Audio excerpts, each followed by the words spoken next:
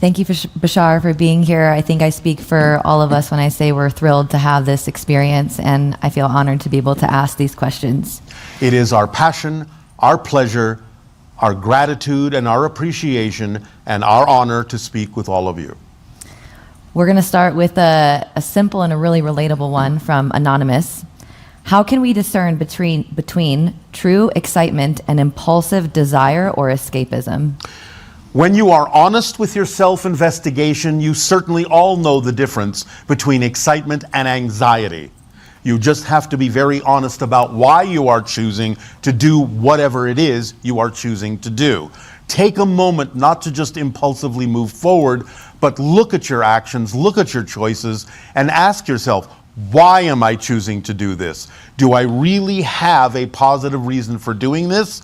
Or am I acting out of fear? Am I acting out of anxiety? Am I avoiding something by doing this? Am I procrastinating to do something by doing this?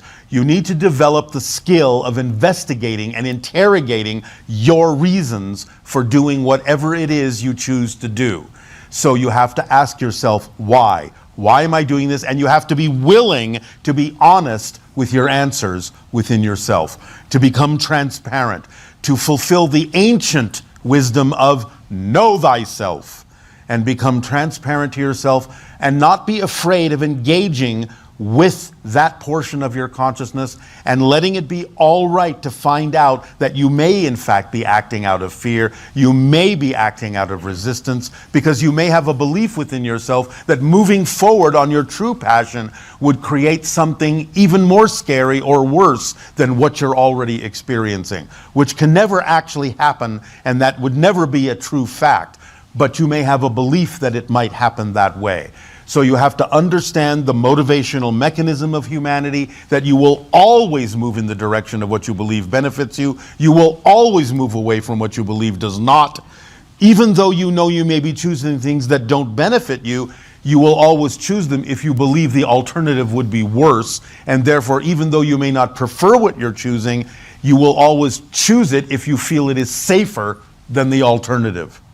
So you have to be understanding of how this works within your psychology, and you have to be willing to hear the answers that answer why you chose what you're choosing, and you have to be willing to really investigate yourself with deep honesty and have discernment to know the difference, very simply, between when you are choosing excitement and when you are choosing from anxiety.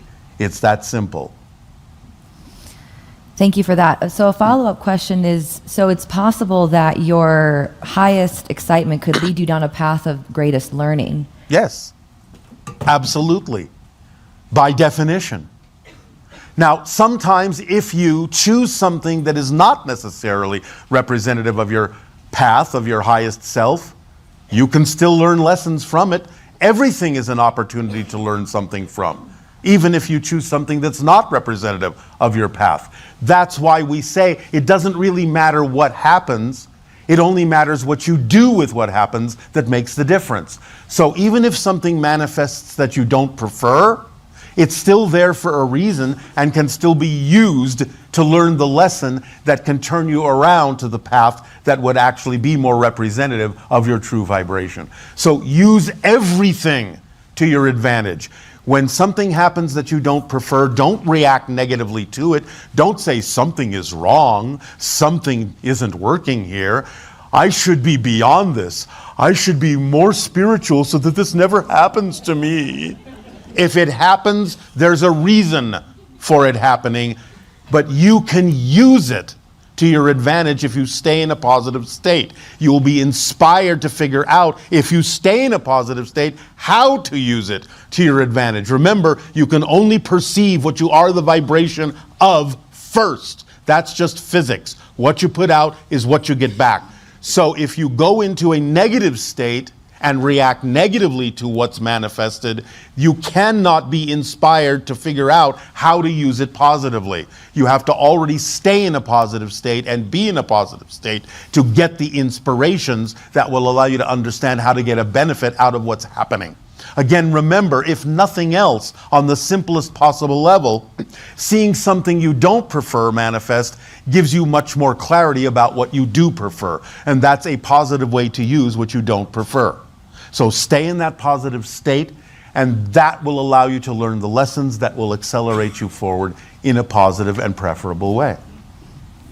Beautiful. Thank you for that. Yes. This next question is from Annalise. This is for all the parents out there. We know that these little light babies are the future. As parents, in what ways should we be nurturing them to handle the task that they have brought here to accomplish? First of all, of course, be open to learning from them, because many of those children are some of the greatest teachers you will ever discover. That's number one. You are still the parent, however, and still the teacher to some degree. And the idea is, number one, create with your own imagination and your own creativity a safe space in which you can create simulations and play acting that will allow your child to understand the consequence of the choices they are making before they actually make that choice out in what you call the general real world, the public, so that they can understand what the consequences are, because you also teach them that they're connected to everyone and there is no such thing as a choice made in isolation. It always has an effect, and they need to understand what the consequences of those choices are. Secondly, whatever it is you believe as a parent that they need to learn as a lesson to thrive in physical reality and thrive in a collective society, use again your creativity and imagination to figure out a way to adapt the lesson to their excitement, not diminish their excitement into the lesson. Do you understand? So the idea is also teach them the formula. Teach them that they are as powerful as they need to be to create whatever they need in life without hurting themselves or anyone else. Because that's the true measure of power. When someone needs to force their idea on someone else, that is an admission of powerlessness, not an admission of power. It takes no power to destroy. It takes power to create. So the idea is, again, teach them the difference of true power. Let them understand how to use the power of the illusion and not fall under the illusion of power. So that would be a good starting point for any parent or guardian, using their creativity and imagination to create scenarios for those children to grow up being imaginative and creative, and also wanting to learn. Because when you teach somebody something that you think they need to know, that's important for them to know, by using what they're already excited about to adapt their excitement in learning that lesson, they will always be eager to learn. And therefore you will develop an adult who is willing to absorb and learn from every situation, because they will already understand from what you have created in these scenarios that they can use every situation to their advantage if they approach every single challenge that comes up in their life as an understanding that this is a lesson they need to learn, that they have laid out for themselves on their life path, and therefore approach it with curiosity instead of trepidation. Every time a challenge comes up, that's the themes that you have decided to explore. So get curious. What is this going to teach me? What is this challenge all about? How can I learn a lesson here? How can I move forward there? How can this accelerate me in a positive way? How can this help me learn more about who I am as a soul, as a being that can be expressed through this physical medium? Approach these challenges with curiosity, not with trepidation. Teach your children all of this.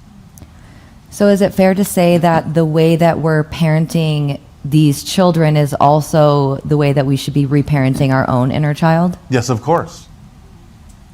Now, understand that over time, the hybrid children that have been created will also come to live among you. And they, again, will be great teachers for all of you.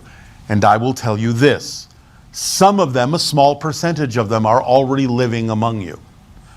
Most of you don't know that, because one of the ways that hybrid children have already begun to be introduced into your society is through adoption agencies. Because they've been left on the doorstep, no one knows where they came from.